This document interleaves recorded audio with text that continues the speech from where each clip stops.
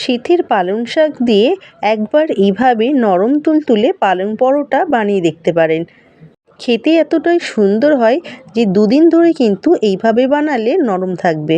আর এই পালং পরোটা কিন্তু সব কিছুর সাথেই খুব ভালোভাবেই যাবে। প্রথমে পালং শাকগুলো ভালো করে ধুয়ে মিক্সিতে নিয়ে নিয়েছি, আর সাথে নিয়ে নেব আদার টুকরো কিছুটা নিয়ে ভালো করে পেস্ট করে নেব। হয়ে গেলে একটি পাত্রের মধ্যে দিয়ে বেশ ভালো করে গরম করে নেব এবং সাথে দিয়ে দেবো স্বাদ মতো নুন আর চিনি। বেশিক্ষণ রান্না করব না, জাস্ট ফুটে এলেই নামিয়ে নেব। এইভাবে নাড়তে থাকলে নুন ও মিষ্টিটা খুব ভালোভাবে কিন্তু মেল্ট হয়ে যাবে পালং শাকের সাথে। খুব ভালোভাবে ফুটে এসে এরপর কিন্তু গ্যাসটা আমি অফ করে দিয়ে জিনিসটা আমি নামিয়ে নেব। এরপরে পালং শাকটি একটি ছাঁকনির সাহায্যে ছেঁকে নিতে হবে। যেই পাত্রে মাখবো তার মধ্যেই আমি ছেঁকে নেব। এরপর এই মিশ্রণের মধ্যে দিয়ে দেবো 2 কাপ মতন ময়দা। খুব ভালো করে মিশিয়ে নেব। তবে খুব গরম থাকলে আপনারা চামচ দিয়ে একটু মাখিয়ে নিতে পারেন, তারপর আপনারা হাত দিয়েও কিন্তু মেখে নিতে পারবেন। এখানে আমি পুরোটাই হাত দিয়ে মাখিয়ে নিয়েছি এবং হালকা মাখানো হয়ে গেলে দিয়ে দেবো পরিমাণ মতন তেল। পরিমাণ মতো তেল বলতে আমি এখানে 2 চামচ মতন তেল দিয়ে বেশ ভালো করে নরম করে আমি মেখে নিয়েছি। মাখিয়ে নেওয়া হয়ে গেলে কিছুটা আরও তেল দিয়ে এটি আমি 10 থেকে 15 মিনিট ঢেকে রেখে দেবো। 10 থেকে 15 মিনিটের মতন রাখলেই কিন্তু যথেষ্ট, বেশিক্ষণ রাখার দরকার নেই। ফিরে এলাম 10 থেকে 15 মিনিট পর। এখানে কিন্তু খুব ভালোভাবে জিনিসটা নরম হয়ে গেছে, আর এটি যত ভালো ময়ান দেবে ততই কিন্তু ভালোভাবে জিনিসটি রেডি হবে। এরপর আমি প্রত্যেকটি লিচি কেটে নেব। যতটা পারবেন একটু বড় সাইজে করে লিচি কেটে নেবেন। এইখানে আমার প্রত্যেকটি লিচি কাটা হয়ে গেছে। এরপর বেলুন চাকির মধ্যে নিয়ে খুব পাতলা করে বেলে নেব। এই শীতে যদি আপনারা এখনও পালং পরোটা না খেয়ে থাকেন, একবার হলো এইভাবে বানিয়ে খেতে পারেন। খুব ভালোভাবে আমার পাতলা করে বেলা হয়ে গেছে। এরপর এইভাবে আমি ফোল্ড করে নেব। যেমনভাবে আমি ফোল্ড করছি তেমনভাবে কিন্তু আপনারা ফোল্ড করবেন, তাতে কিন্তু লেয়ারটা খুব ভালোভাবে পড়বে।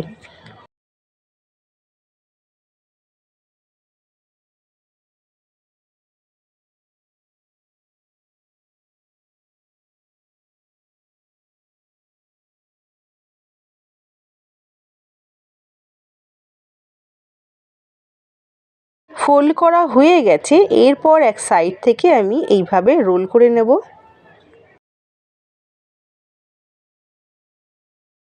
হয়ে গেলে শেষ মুখটি এইভাবে আমি আটকে দেবো যাতে খুলে না আসে। এরপর আমি একটি বেলে দেখাচ্ছি। এই বেলাটা খুব বেশি পাতলা না হলেও হবে, একটু মোটা থাকলেও কোনো অসুবিধা নেই।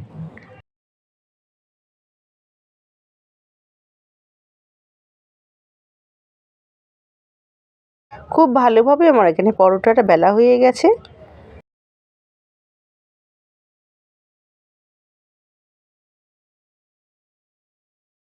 এরপর পরোটাটা আমি ছেঁকে নেব একটি পাত্র নিয়ে, তাতে দিয়ে নিয়েছি। এরপর এক পিঠ ভাজা হয়ে গেলে আর এক পিঠ আমি উল্টে ভেজে নেব।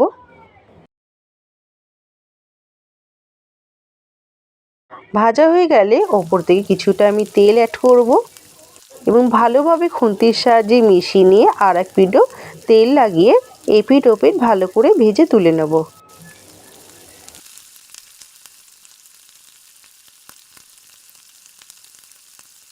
প্রথম পরোটা আমার খুব ভালোভাবে ভাজা হয়ে গেছে। একটি পাত্রে তুলে নিচ্ছি। নেক্সট আমি আরেকটি রেডি করে আপনাদের দেখাচ্ছি। পরোটা বেলে নিয়ে খুব পাতলা করে বেলতে হবে এবং এইভাবে ফোল্ড করে নিতে হবে।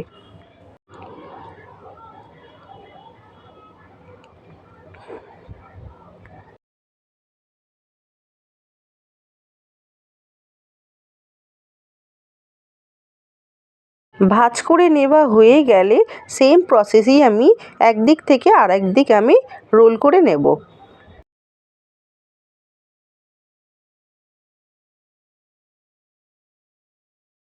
রোল করে লেচি করা হয়ে গেলে আবারও আমি সেম প্রসেসেই আমি বেলে নেব।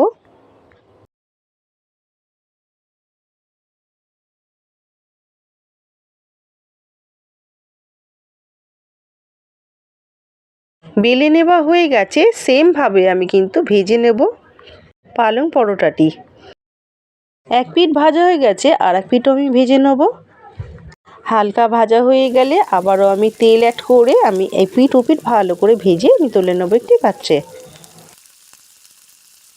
এইভাবে আমি প্রত্যেকটি লেচি বেলে নিয়ে ফোল্ড করে নিয়ে আমি এইভাবে পরোটার আকারে ভেজে তুলে নেবো একটি পাত্রে।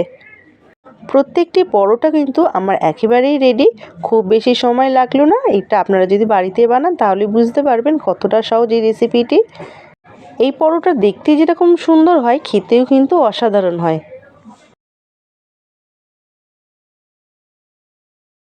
আমি একটি পরোটা দেখাচ্ছি, দেখুন কতটা সুন্দরভাবে লেয়ার পড়েছে এবং দেখতেও কতটা ভালো লাগছে।